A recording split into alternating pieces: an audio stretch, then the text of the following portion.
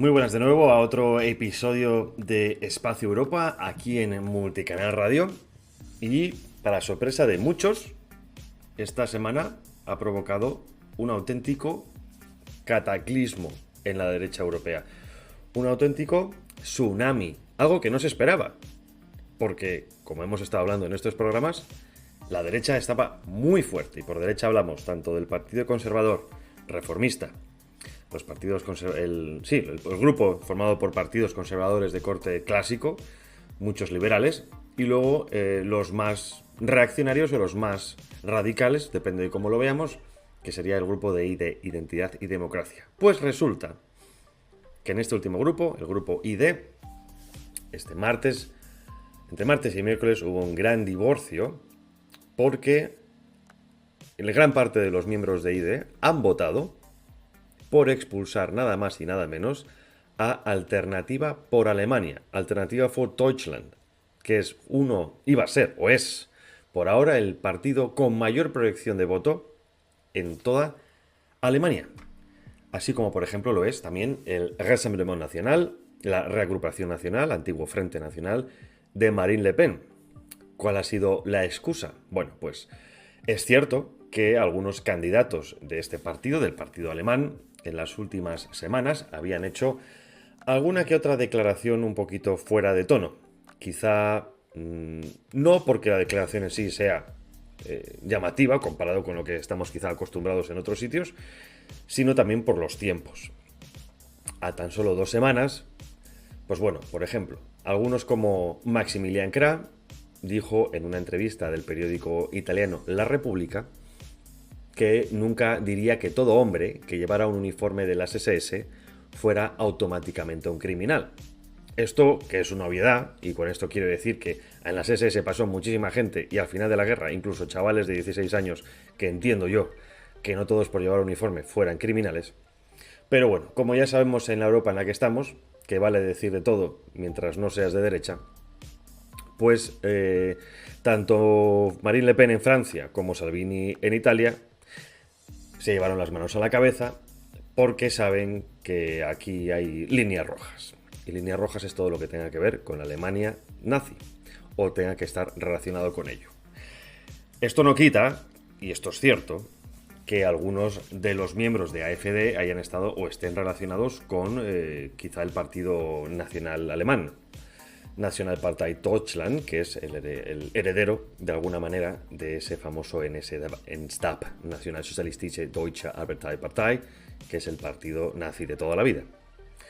Pero bueno, oye, claro, ya sabemos que cada país tiene su idiosincrasia y la derecha conservadora o la derecha alemana viene de donde viene, al igual que otros países, igual que la izquierda de otros países viene de donde viene, literalmente ligada a partidos comunistas o al Partido Comunista. Recordemos que la misma Angela Merkel, que fue canciller alemana, ni más ni menos, pues estuvo directamente relacionada con la Stasi.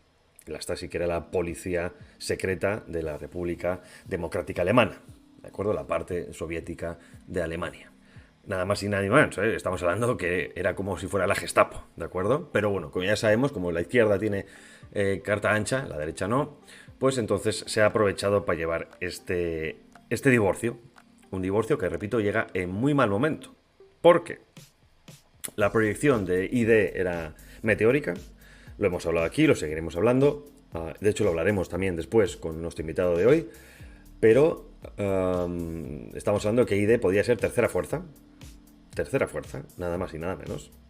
Y ahora, pues con fuera a Alternativa for Deutschland, a AfD, pues posiblemente pueda bajar a un cuarto, incluso quinto puesto.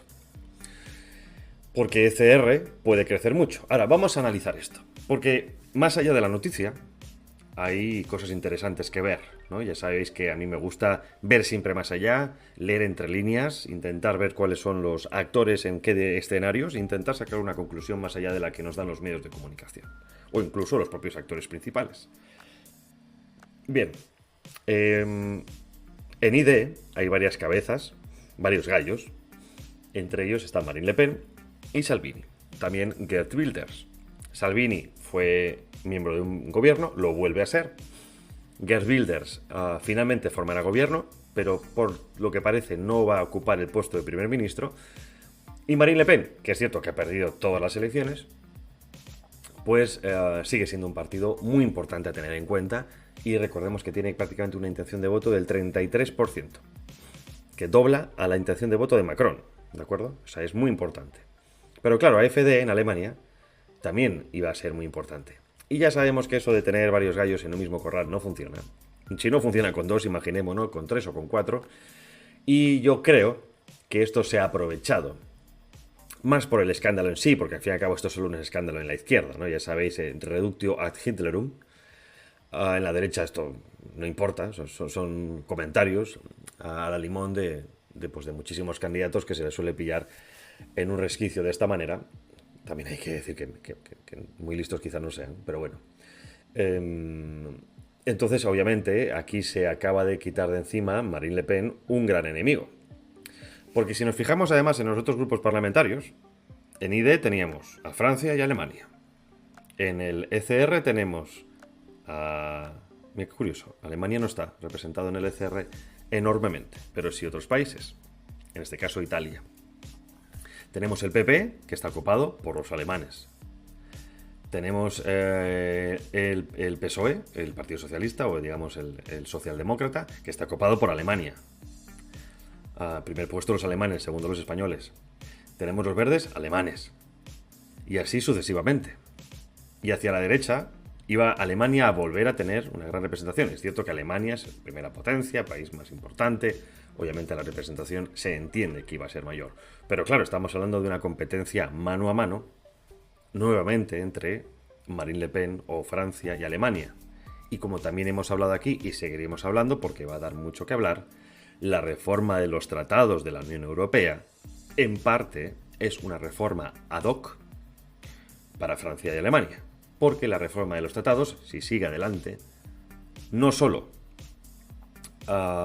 Bruselas absorbería competencias, por lo tanto, Francia y Alemania, sino que en principio se eliminaría el veto. Por lo tanto, los partidos pequeños nada tendrían que hacer contra los partidos grandes. Perdón, países pequeños contra países grandes. Alemania volvería a dominar. Repito, algunos hablan de Alemania vive un cuarto Reich. Quizá la palabra, el concepto no sea el más adecuado por todo lo que conlleva, pero entendéis perfectamente a qué nos referimos, ¿no? La dominación continental europea por parte de Alemania. El euro sirvió para eso, Francia más o menos iba a la par, y ahora parece ser que se vuelve a intentar tomar el control desde Berlín, aunque el nombre esté en Bruselas. Bien, esto por un lado. Segundo, vamos a pensar mal. ¿Y si Marine Le Pen y compañía han recibido una llamada diciendo: nos interesa que echéis a AfD? No, AfD es demasiado antisistema real, es decir, puede poner en aprieto a eso que conocemos como la Unión Europea actual. Y si la echáis, si echáis al partido, quizá nos empezamos a llevar mejor. Lo digo como posibilidad, ¿de acuerdo? No, tampoco es tan descarado. Luego, más elementos.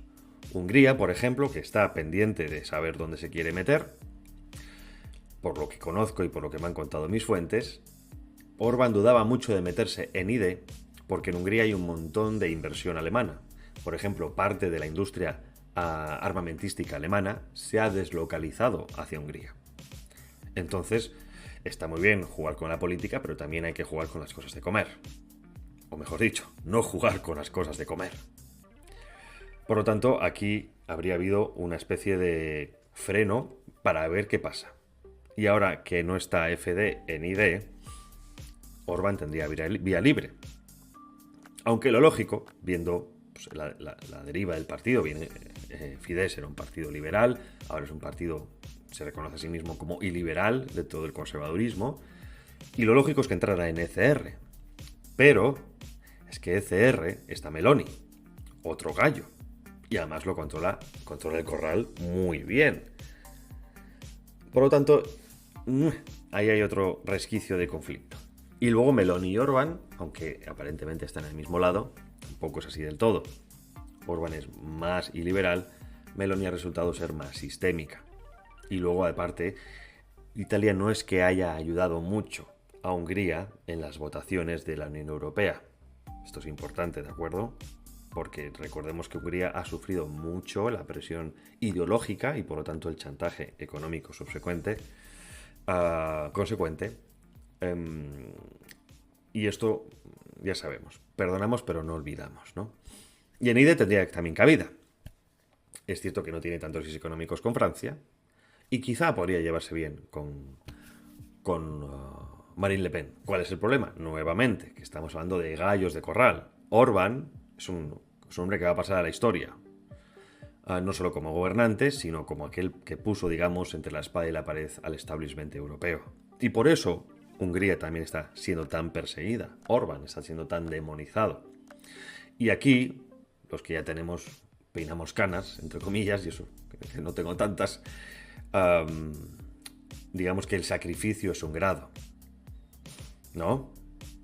Oiga, ¿usted cuánto sufrimiento ha pasado? ¿Usted a cuánto le han dado? ¿Cuántas capones le han dado? ¿Cuántas collejas le han dado? Y a mí cuántas. Y entonces cuando comparamos, quizás es que yo tenga que tener más peso. A Marine Le Pen le han dado, pero bueno, tampoco tantas, porque no gobierna. A Orbán le han dado muchas. A Geert Wilders no le han dado, hasta el punto también, pero no hablo desde Bruselas, ¿eh? Obviamente Geert Wilders está amenazado de muerte por el Islam, etcétera, etcétera, los islamistas. Y así con todo. Claro, que nuevamente nos vamos a las encuestas y hay un gran número de diputados pendientes de entrar en algún grupo, más luego los que entren nuevos. Por lo tanto, esto es muy jugoso. Porque ECR y D estaban repartiéndose las cartas, entre comillas, pero es que ahora que AfD no va a estar, AfD, mientras tenga, creo que son 6 diputados, 6 miembros de 6 países, podría formar grupo. Y no es tan descabellado, ojo, ¿eh? No es tan descabellado. Por lo tanto, quizá tendríamos 3 partidos a la derecha del PP. ECR, ID y quién sabe si un tercero después de las elecciones. Para eso, después del día 9 de junio, hay 3 semanas de debate para ver quién entra y quién sale de los grupos. Hasta ahí yo creo que todo claro, ¿no?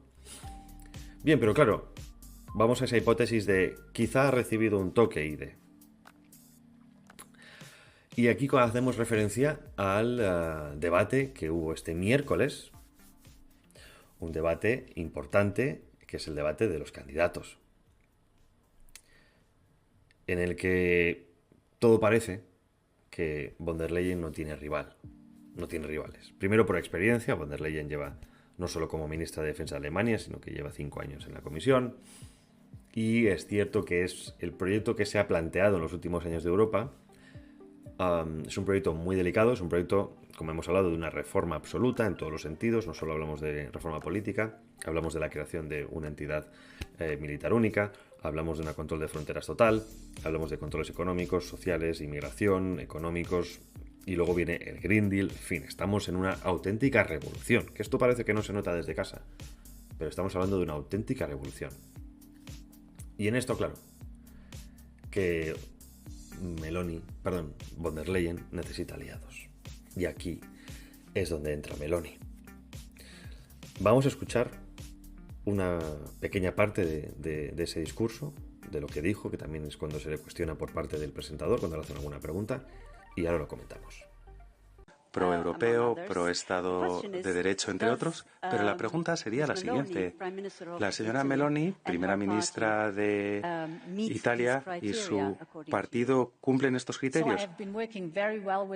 Mire, yo he estado trabajando muy bien con la señora Meloni en el Consejo Europeo, con el resto de presidentes y primeros ministros. Es mi trabajo como presidenta de la Comisión. Y ahora, aquellos que sean pro-europeo, y ella desde luego que es pro-europea, en contra de Putin, desde luego, ella lo ha dejado clarísimo, la señora Meloni, y a favor del Estado de Derecho, pues entonces sí que le ofreceremos trabajar juntos. Entonces, usted va a trabajar incluso, aunque haya algunos de los comisarios en estos momentos que dicen que es una línea roja, es decir, no vamos a apoyar su candidatura como para futura presidenta de la Comisión Europea. Hay que construir una mayoría en el Parlamento Europeo para todos los temas, para tener una Europa fuerte. Mayorías aquí en el Parlamento Europeo. Y saben que el Parlamento Europeo es muy distinto de los congresos nacionales. No es que el grupo vote únicamente exclusivamente lo que digan. Algunos votan a favor, otros en contra, otros se abstienen. Y lo normal es presentar una oferta y decirles, vamos a ver, mi oferta es la siguiente, quiero a todos aquellos que quieren que Europa avance. Esto es lo que yo quiero y es lo que he hecho esta legislatura. Lo he hecho, al principio no había una mayoría para nada. Bueno, yo creo, ya lo habéis escuchado. Yo creo que completamente esclarecedor. Y aquella derecha que era fascista, peligrosa, ya no lo es tanto. Pillina, van der Leyen, ya no lo es tanto. Ya no lo es tanto porque sabes lo que te viene. Porque sabes que tu puesto está en juego. Al fin y al cabo, esto es política, amigos. La chapa, con perdón, que nos han dado con que viene el demonio, el lobo, la derecha, la ultraderecha, el fascismo. ¿Para qué? Para que al final von der Leyen se abra a pactar con la derecha. En este caso ECR, una derecha, es cierto, más asimilable, si queremos, para los estándares de Europa. Pero ojo cómo está ahí jugando con ella, ¿no? Y Meloni también lo ha hecho muy bien. Meloni, recordemos la campaña, fascismo, viene el fascismo, es cierto que viene del partido MSI, Movimiento Sociale Italiano, heredero del partido de Mussolini, y de hecho varias declaraciones que hubo suyas en las que no renegaba de su pasado, cosa que, por cierto, no hay que hacer. No hay que hacer, y esto lo digo por todos los partidos, la obsesión por renegar del pasado, del lado que sea. La historia es la historia, hay que aceptarla como es. Esto, por ejemplo, lo hacen muy bien los rusos. Hay un libro excelente de Adriano Erigel que compara, por ejemplo, Rusia y Estados Unidos. Os lo recomiendo. No me acuerdo de la editorial, así que perdonad, pero intentad buscarlo. Adriano Erigel. Entonces, claro, ahí vemos cómo Meloni ha ido creciendo, ¿no? En los últimos años, ha ido creciendo a la sombra, ha hecho las cosas medianamente bien, medianamente conservadora, pero cumpliendo con los deberes de Bruselas. Y claro, ya no es tan mala. Y recordemos que von der Leyen, el PP, necesita apoyos a la derecha. La izquierda está como loca. ¡No, fascismo! Pero siendo realistas, el PP sabe que a la derecha tiene o puede tener unos grandes aliados. Ahora, claro, esto pone nerviosos a unos y a otros. Porque ¿hasta qué punto la presión de la derecha va a ser suficiente para que von der Leyen salga un poco del camino que ha tomado? Ahí está la pregunta. Porque la izquierda, ya sabemos para dónde va a tirar. Va a tirar para lo mismo que hemos tenido. Más aborto, más ideología de género, más transexualismo, más economía verde, más partirnos las piernas, más políticas verdes, más descarbonización, más transición energética, transición climática, o como queramos llamarlo, más cortarnos las piernas respecto a los comercios internacionales, peor capacidad económica, reducción de la calidad de vida, reducción de la capacidad de consumo. Eso es la izquierda. Hablan abiertamente de la reducción de la producción, ¿no? Siempre, obviamente, para proteger el planeta, ya lo sabéis. Pero claro, la derecha, que quiere cambios, o debería querer cambios, depende de qué partido, pues puede que por eso de tener un poquito de cuota de poder, no apriete como debería apretar. Eso habrá que verlo a partir del 9. Como ya sabéis, no tenemos una bola mágica, ni podemos adivinar el futuro, pero entendemos que la derecha, para poder tener puestos en la comisión y tener influencia legislativa más allá del Parlamento Económico, del Parlamento Europeo, no va a apretar las tuercas como pensamos algunos, y es cierto que el PP quizá tenga que rebajar algunas pretensiones. Esto igualmente es importante, y lo he hablado en las últimas semanas con mucha gente, y yo entiendo que muchos de vosotros estéis preocupados. Y lo entiendo, ¿eh? Yo el primero. Pero también recordamos que tenemos que hablar de políticas de mínimos y políticas de máximos. La Europa que conocemos no va a cambiar de la noche a la mañana. Es un leviatán que lleva 60 años funcionando, o más, tal como la conocemos, 60 años más o menos. España llegó tarde, el reparto fue penoso, gracias a nuestros partidos, a dos principales partidos de la oposición, del gobierno, PP y PSOE. Y entonces esto no va a cambiar tan rápido como pensamos o como deseamos. Posiblemente nunca cambie. Esto no es para desanimarnos, sino para entender que, oiga, que con estos bueyes tenemos que arar. Con estos bueyes tenemos que arar. Y que quizás si Meloni nos guste más o menos, depende de quién, mete presión, sirve para normalizar unas posturas que todos consideramos normales, pero que gran parte de Europa parece ser que piensa que venimos del Pleistoceno, pues tendremos que aferrarnos a eso. Y no pasa nada. Bueno, puede pasar, o sea, obviamente, porque vamos directamente a un camino a una dictadura brutal. Y esto sé que mucha gente no lo quiere ver, pero a eso vamos.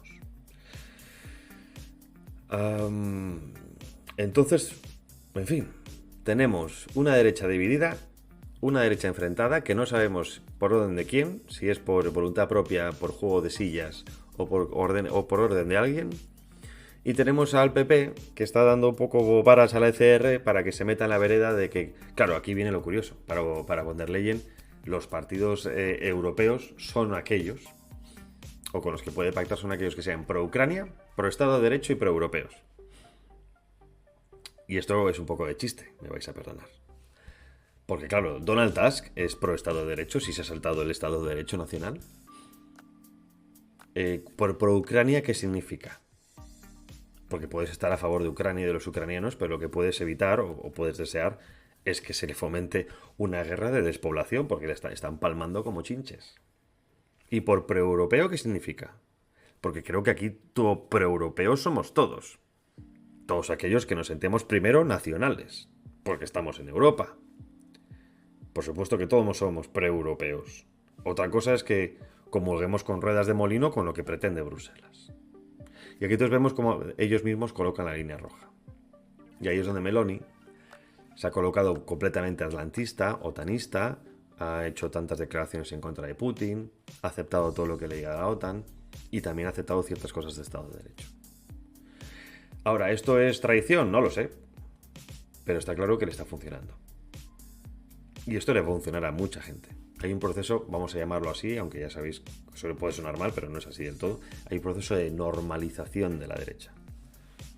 No solo porque estamos yendo a que toque el momento de la derecha, la izquierda está quemadísima en muchos aspectos y los que gobiernan no van a quemarse con ellos, ¿de acuerdo? Y cuando digo los que gobiernan me refiero a los que dominan las cosas, ya lo sabéis.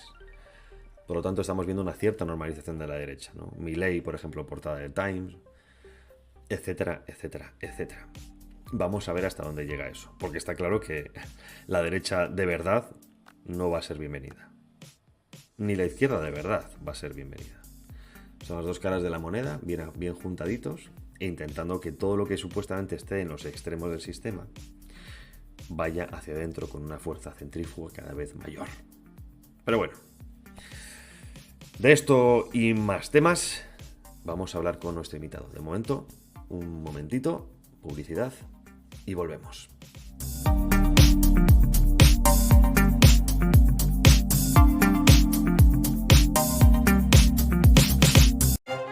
En un momento clave de la historia de España, entre la primavera del año 2003 y el fatídico 11 de marzo de 2004, todo cambió.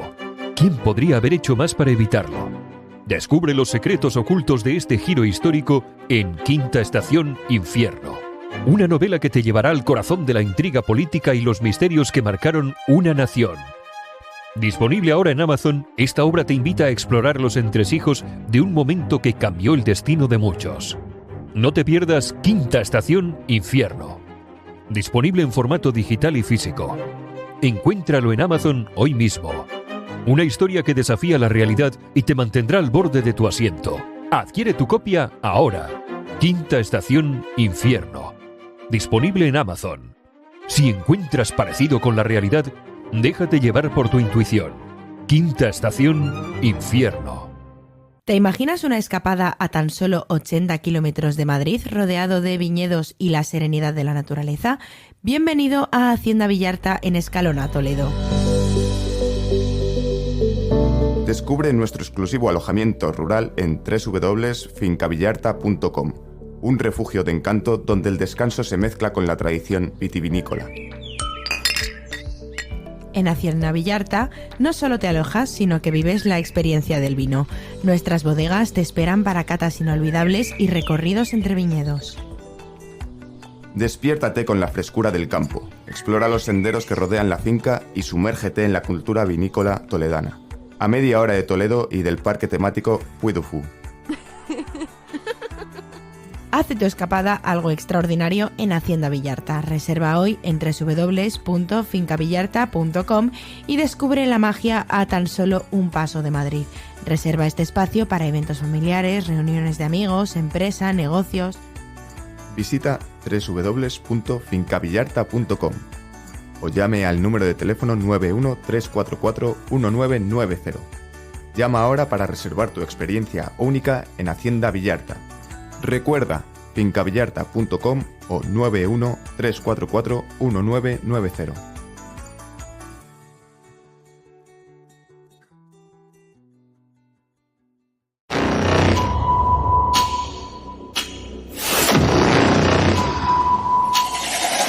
¿Están listos para sumergirse en el fascinante mundo de la seguridad y defensa?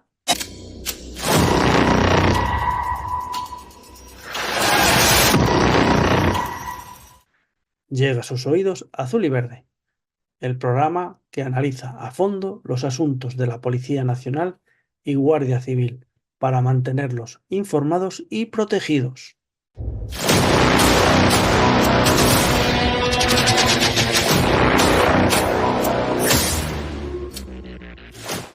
En Azul y Verde exploramos la complejidad de la seguridad en España, abordando temas candentes como la amenaza terrorista, delitos cibernéticos y el acoso, entre otros. ¿Quieren estar al tanto de las últimas novedades?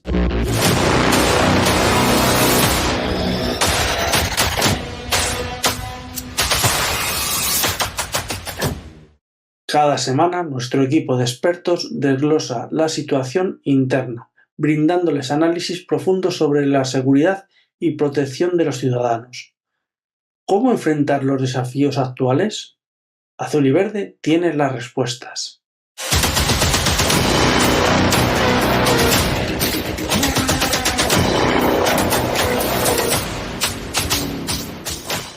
No se conformen con menos. Azul y Verde en exclusiva por Multicanal Radio. Porque la seguridad es nuestro compromiso.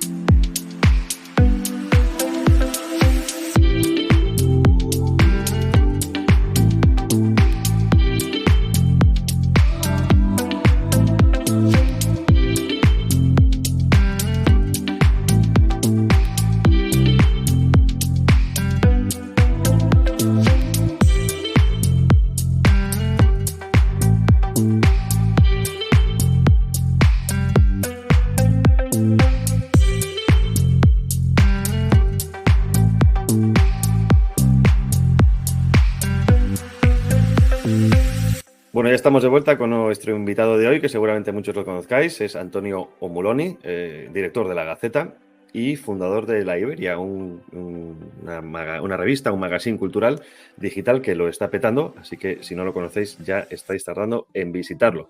Antonio, muchas gracias por estar con nosotros. Bienvenido. Gracias a ti, Javier. ¿Qué tal? Ya sabes que, claro que lo sabes, estamos muy próximos a las elecciones europeas. Está todo el mundo muy nervioso, no lo paro de comentar en los programas, porque todo apunta a que va a haber un vuelco importante o al menos un crecimiento enorme en la derecha. Y digno de mención, el acto de Vox del fin de semana pasado, en el que, pues parece ser que es un pistoletazo de salida y el que además ha mostrado mucho músculo, quizá más el que muchos esperaban. Sí, así es. De hecho, son las elecciones europeas posiblemente que vayan a cambiar el eje de izquierda a derecha a, por llamarlo de alguna manera, globalistas y patriotas. Se repite mucho y hay mucho nerviosismo en las dos fuerzas tradicionales, el PP y el Partido Socialista Europeo, pero es que de alguna manera tiene sentido. Lo que está a la derecha del PP o la derecha o los no globalistas o los que no están en el corazón de Europa, que diría aquel, los que no son las dos fuerzas que han hecho Europa, la Unión Europea, mejor dicho, porque Europa es algo que tiene muchísimo más tiempo, la Unión Europea tiene 70 años, Europa no. Eso que ponemos en la derecha, que es ECR e ID, es decir, las fuerzas patrióticas, unas de un corte un poco más, bueno, más confesional, otra un corte quizá un poco más pagano, pero que reúnen, que comparten una idea de soberanía nacional, una idea de identitaria de lo que es ser Europa y una idea de cuidar lo que ha sido Europa y sus pilares que nos han traído hasta aquí y que hacen que tanta gente quiera venir a vivir aquí, aunque no los quiera respetar una vez que viene.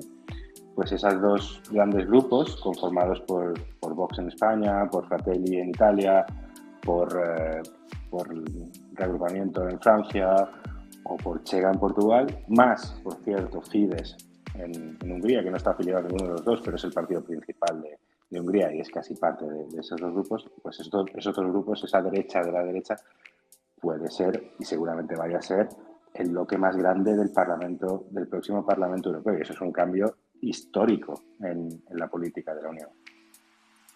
Hasta ahora le estaba dando, me fijo principalmente en la encuesta de Político, el periódico hegemónico, que aunque sea de corte progresista, por así decirlo, es el que todo el mundo toma como referente. Hasta ahora le dan por encima, o hasta ahora le estaban dando por encima, a ID por muy pocos escaños, es verdad, pero resulta que este jueves ha habido un bombazo, y es que todo el grupo ID, bueno, igual que le pasó a Orbán con el Partido Popular, pues acaban de expulsar a Alternativa por Alemania del grupo ID. Eso, en principio, quizá no daña las intenciones de voto, pero está claro que eso favorecería de alguna manera a ECR, sobre todo si se suman algunos de los que has mencionado, como por ejemplo Orbán. Claro, eso hasta ahora todas las encuestas daban que de los dos bloques el más grande seguramente sería ID, sin meter a Orbán en ECR ni en ID, ninguno de los dos. Pero esto puede propiciar un cambio de fuerzas. No es solo el movimiento de AfD, sino, bueno, vamos a ver qué pasa con los grupos de otros países. Luego también es importante tener en cuenta que para que haya grupos en el Parlamento Europeo tienen que estar representados por fuerzas de 7 países. Y seguramente eso se cumpla, pero vamos a ver. Lo normal es que, como dices tú, aunque AfD esté dentro, esté fuera, Fidesz, Orbán esté dentro, esté fuera de los dos grandes grupos de la derecha del Parlamento Europeo, todos esos partidos van a sumar un gran bloque más grande que el Partido Popular y mucho más grande que el Partido Socialista. Y al final, con independencia de lo que pase con AfD, lo importante es que van a obligar sobre todo al Partido Popular a demostrarnos, a dejarse ver, a pronunciarse si prefiere pactar con lo que está a su derecha, que es prácticamente sus votantes, o la inmensa mayoría de los países de Europa, la familia de sus votantes, o a pactar con el Partido Socialista, con los verdes y con lo que quede de los liberales, que es la coalición tradicional. El Partido Socialista y el Partido Popular Europeo votan el 88% de las veces lo mismo en el Parlamento Europeo. O sea, hay más acuerdo que el que podemos tener tú y yo tomamos una cerveza, que seguramente no estamos de acuerdo en el 88% de las cosas. No, seguro. Perdona que te moleste, hay algo de ruido, interferencias con tu audio, no sé si es el cable o lo que sea, simplemente ten cuidado con lo que tengas ahí entre manos. Pues hay como interferencias, no lo sé, pero simplemente para que lo sepas. Me gustaría hacer un poco de análisis, quizá por países principales. Bueno, ahora estamos hablando precisamente de Alternativa por Alemania, Alternativa für Deutschland, que también iba primero en las encuestas, como Marine Le Pen en Francia, y no sé si muy bien esto le puede hacer mucha pupa, porque vemos que, curiosamente, entre comillas, en las últimas semanas también han salido un montón de noticias de escándalos de posible relación con China, con Rusia, incluso declaraciones que algunos consideran pues puramente nazis, ¿no? Lo mismo pasa también con otros partidos, que siempre que se acercan las elecciones empiezan a salir cosas curiosas sobre ellos. ¿Ves a Alemania como un partido que pueda tener más fuerza ahora después de estas elecciones, teniendo en cuenta lo que está sufriendo con el tema de la guerra de Ucrania, la imagen de Scholz, o Francia, bien sea Macron, bien sea Marine Le Pen, se van a llevar el gato al agua?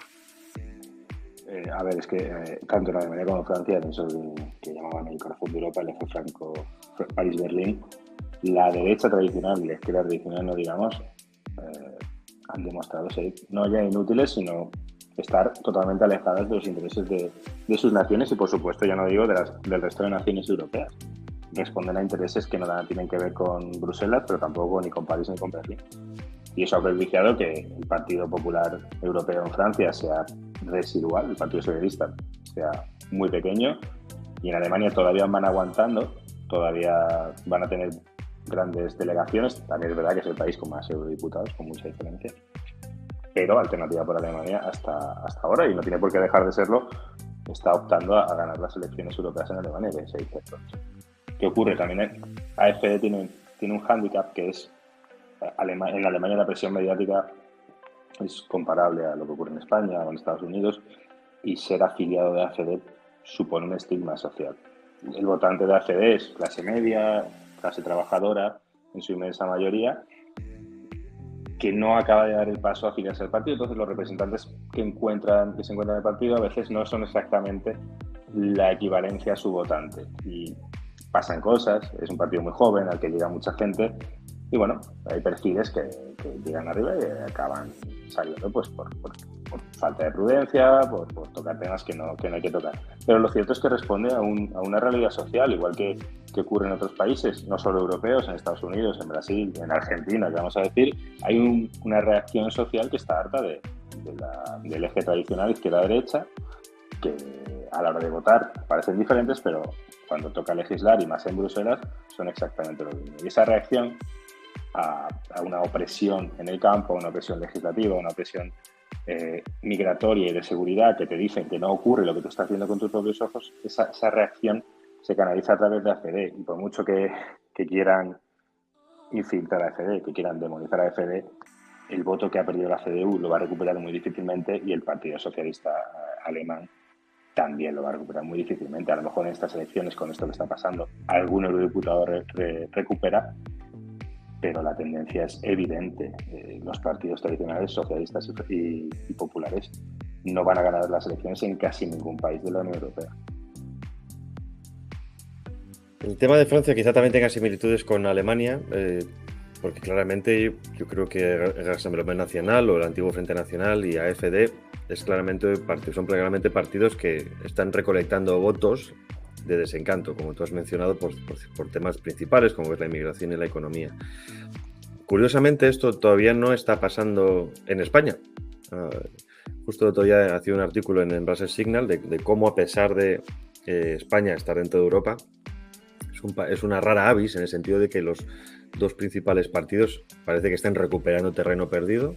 PP se comió a Ciudadanos, el PSOE se ha comido a Podemos, ahora Sumar, y están fuertes. Parece que España todavía nos faltan algunos cuantos años o algunas cuantas décadas para que la gente se dé cuenta de las consecuencias de las políticas que estos dos partidos hegemónicos están tomando. ¿Vox tiene todavía o puede capitalizar ese descontento, o todavía faltan unos cuantos años para que estemos maduros? ¿Es el momento ahora de estas elecciones? Todo apunta a que este momento, estas elecciones van a ser un pequeño punto de inflexión, que el resultado de Vox va a ser muy, muy superior, mucho mejor que el que tuvo hace 5 años, que fueron 3 eurodiputados y con el Brexit pasó a 4. Todo apunta a que ahora Vox puede duplicar ese resultado sin andar con cábalas y con quinielas. Eso supone una gran canalización de esta reacción de la que hablamos en Occidente. Bueno, sí, no, es verdad que en España esa reacción está siendo más lenta, por muchas razones.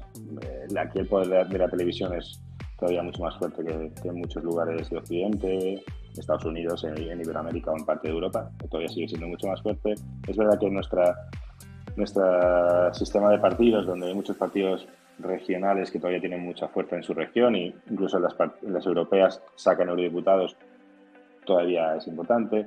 Es verdad que Ciudadanos, que todavía tiene 6 eurodiputados, ahora va a dejar de tenerlos, ya canalizaba algo, que todavía hay gente que ha entendido que esa canalización de la reacción a los partidos tradicionales se va por la izquierda, por Podemos o por Sumar, cuando son tan sistémicos como el Partido Socialista o el Partido Popular.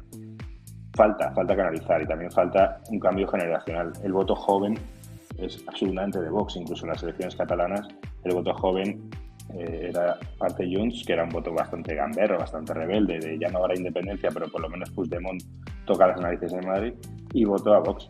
Los partidos tradicionales, el voto joven no lo rascan. Entonces, bueno, todavía falta alguna elección, pero en estas ya se va a ver. O sea, no va a ser... En España tenemos la característica, la circunstancia, por, ya digo, por la presión mediática, por el trato que se le da a Vox, que no se da a otros partidos similares en Europa, de que posiblemente la delegación del Partido Socialista y la delegación del Partido Popular, si no van a ser la más grande cada una, la española en Bruselas, la más grande de toda Europa, van a ser de las 2 o 3 más grandes. Hombre, eso es algo que no habla muy bien de nosotros, pero tiempo al tiempo.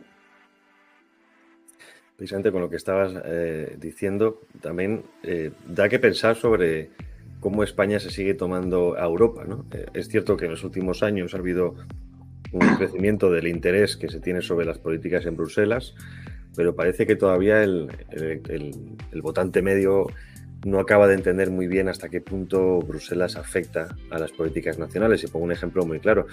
Recientemente, cuando Pedro Sánchez se lanzó a lanzar las ideas de que iba a controlar a medios, esto viene directamente de la Freedom Media Act, de la Directiva de Libertad Mediática de la Unión Europea, que se aprobó a finales del año pasado. ¿Le falta al español cultura política?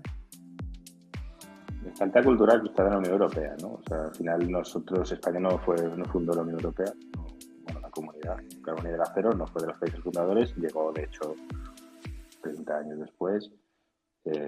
Cuando ya entramos en la Unión llevábamos un proceso muy diferente, habíamos pasado por una autarquía, por un desarrollismo. España cambió mucho desde que se fundó la Unión hasta que entró. Evidentemente no todo el mundo había pasado por esas fases, pero el país sí. Y no llegamos, nunca hubo aquí la sensación de estar en el centro de Europa, cuando realmente de una manera, desde un punto de vista cultural, que es importante, y de los orígenes, los países mediterráneos son mucho más corazón de Europa que Bruselas o que París o Berlín o que Londres. Pero nos ha faltado eso. También es verdad que nosotros tenemos una naturaleza cultural mucho más rica o de una riqueza diferente a la que hay en el centro de Europa, y tenemos unos lazos internacionales, por supuesto iberoamericanos, pero también mediterráneos, que también nos hacen mirar a más sitios. Nuestra localización geográfica históricamente también ha influido. Y, por supuesto, no participamos en la Segunda Guerra Mundial. No había una necesidad de pacificar nuestras relaciones con otros países como había en el centro de Europa. Entonces, todo eso ha ido generando que nosotros, bueno, estemos en la Unión Europea, pero no nos sintamos, no queramos ser, no nos interese ser tan principales en el corazón de Europa. Y luego hay otro punto de vista. Cuando se crea, ya se pasa a la Unión, y no digamos cuando entra el euro, Francia y Alemania toman un papel preponderante por un puro interés comercial, económico, en el que España no participa. Eso se ve ratificadísimo con Niza, con Lisboa, con la Constitución Europea, donde España pierde el poco peso o el peso relativamente pequeño que tenía, relativamente digo respecto a su tamaño y a su historia. Y bueno, la ciudadanía, eso no da, en España a la gente, a los españoles no le ha supuesto un problema, nunca ha parecido una afrenta. Aquí tenemos nuestra forma de ver la vida, no es tan centroeuropea, pero lo cierto es que falta una conciencia de que la legislación, lo que se vota en el Parlamento Europeo, afecta a nuestra vida muchísimo más de lo que entendemos. Aquí está hipertrofiada la realidad de la política nacional y está soslayada la importancia de lo que se vota en Bruselas y también de lo que se vota a nivel autonómico, que nos afecta la vida de una forma mucho más directa que lo que se vota en el Congreso de los Diputados, que por cierto últimamente no se vota nada porque no hay manera de que se pongan de acuerdo Sánchez y sus socios para que se vote algo. Entonces, esto mirar para otro lado, eso no estar en Bruselas, nos ha costado muchas cosas. Nos ha costado muchas cosas en términos de pesca, de agricultura, de peso específico en la Unión, de cargos de responsabilidad en la historia de la Unión Europea, de nombres de padres de la Unión. Pues España no tiene gran cosa. Y eso no me parece un problema, no es una afrenta. Tenemos nuestra zona de influencia en el mundo, que tampoco es que aprovechemos mucho, pero culturalmente ahí está. Entonces, bueno, llegan las elecciones europeas, la participación nunca va a ser muy alta, no va a ser una campaña muy, muy caliente, donde se sienta que hay mucho en juego, pero lo cierto es que lo hay y que el voto casi por tradición, por costumbre de los dos grandes partidos, bueno, lo aprovechan los dos grandes partidos, pero es una oportunidad muy buena de por fin darle la vuelta a esto. Por desgracia en España ya digo que no importa tanto, pero debería. No paramos de decir, o yo también me sumo ahí, que puede haber un cambio, va a aumentar. Es cierto que si podría casi igualar la suma de DCR y DEA al Partido Popular Europeo. ¿Realmente crees que puede cambiar algo a partir del 9? Me refiero con esto. ¿Crees que habrá fuerza suficiente o incluso el PP, a pesar de toda la tensión que tiene interna para irse hacia la izquierda, acabe eligiendo a la derecha para gobernar? Yo no tengo ninguna duda de que ECR más ID va a ser el grupo. Si lo tengamos como un solo bloque y a la hora de votar y de elegir puestos importantes en la Unión, o sea, en Bruselas, en el Parlamento, en la Comisión, va a ir a una. No tengo ninguna duda de que va a ser el grupo más grande. El PP va a tener en su tejado la decisión. Lo normal, por tradición, es que siga con el Partido Socialista, con los Verdes y con los Liberales, que es lo que realmente les llama, porque a estas alturas han tenido ya muchos años, muchas oportunidades para evitar que surja a su derecha tanto poder. Repito, el PP europeo va a ganar las elecciones en muy pocos países de la Unión. Y en los principales, si acaso, en Alemania. Yo creo que ni siquiera en España, a este ritmo que vamos. Pero no va a ganar, no va a tener un resultado como el que tenía históricamente. Entonces, le va a tocar elegir si prefiere mirar a su derecha y llevar a cabo políticas más parecidas a los principios de sus votantes, o seguir con el engaño y mirar a su izquierda y mantener esos pactos, esos acuerdos que tiene con el Partido Socialista, con los Verdes y con los Liberales. Dentro hay ideas de todo tipo. Hay países más grupos, delegaciones de países más proclives a una cosa o a la otra. En España, Montserrat o González Pons tienen clarísimo que prefieren pactar con la izquierda, que es lo que han hecho siempre, y no darle fuerza a lo que tienen a su derecha para evitar así disgustos a nivel nacional, aunque eso vaya en contra de los intereses de sus propios votantes. En otros países, bueno, hay de todo. Hay pactos. En Italia, el Partido Popular Europeo pacta con Fratelli, en Holanda, en Países Bajos acabamos de verlo, en países nórdicos. Entonces, cabe la posibilidad de que el Partido Popular, ante esa dicotomía y según los intereses de cada delegación nacional, se pacta en dos. Porque lo que hay a su derecha lo tiene claro. No tiene que decidir si ID y ECR pactan con unos o con otros, o sea, o entre ellos o con el PP. No va a pasar. O con el Partido Socialista, eso ni se plantea. El Partido Socialista no tiene que decidir si pacta con el Partido Popular Europeo o con ECR y ID. Tampoco se plantea. Los liberales ni hablamos, los verdes tampoco. Es el PP el que está metido en un grandísimo problema. Y en España lo estamos viendo.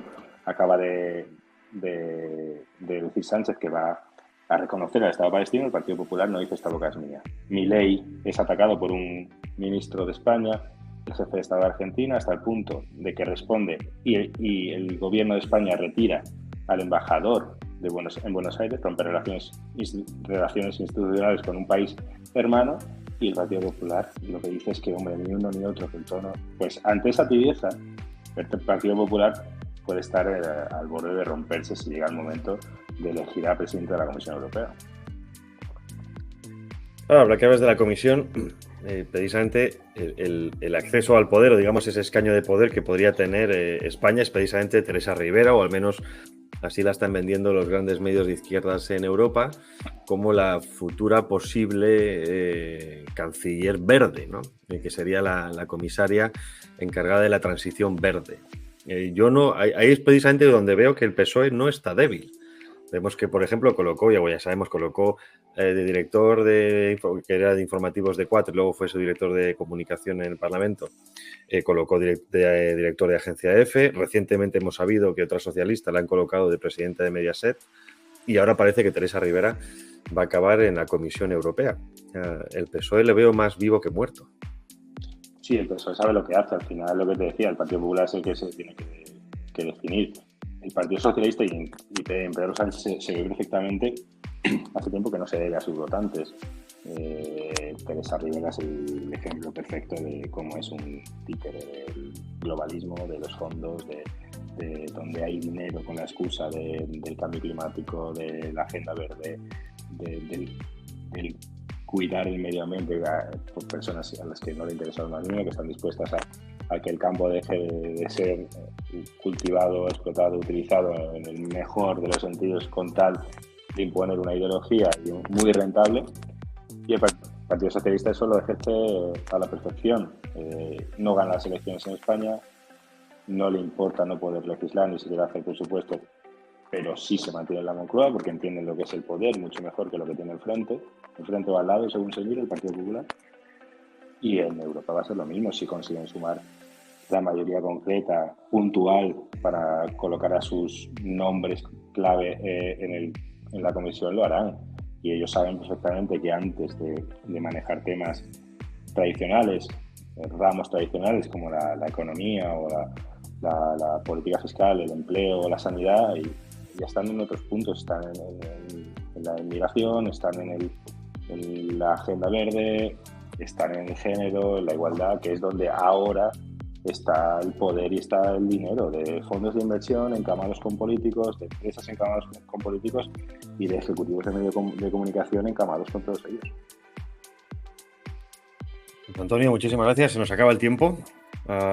Contaremos contigo después de las elecciones porque sí que me gustaría hacer un análisis más a fondo de los resultados, porque bueno, ya sabemos también que las encuestas poco o nada tienen que ver con lo que después la gente vota. Así que nada, desde aquí también invitar a los oyentes a visitar gaceta.es, que ha pegado un gran subidón tanto en visitantes como en calidad gracias a este hombre, Antonio Moloni, y por supuesto la Iberia.es, que también ha sido nombrada por algunos que otro como una revista que merece la pena dentro del mundo conservador. Antonio, muchísimas gracias. Gracias a ti, un abrazo.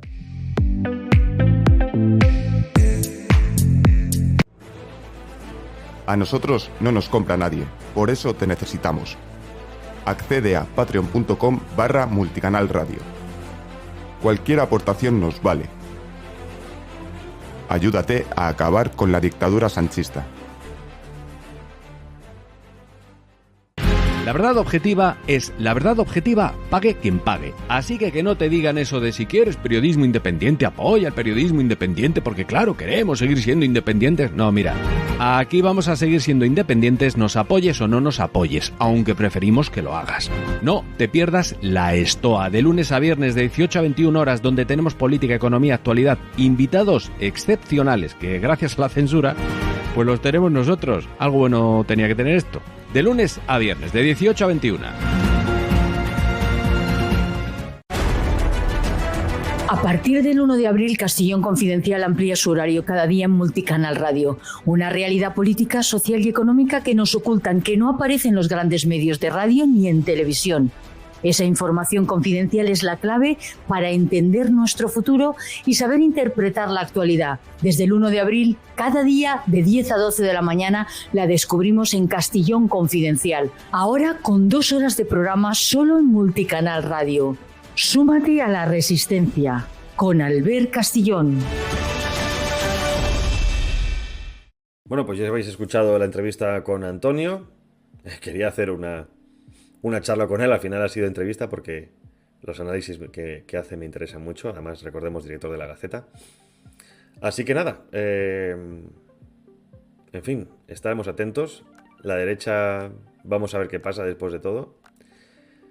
Y vamos a ver también qué pasa con la izquierda, porque por mucho que algunos digan que está muerta, no está muerta. Y el PSOE tampoco. El PSOE resucita siempre y puede colocar además a la ministra Teresa Rivera como comisaria de transición ecológica, lo que nos faltaba. En fin, feliz fin de semana, nos vemos en la próxima ocasión. Hasta pronto.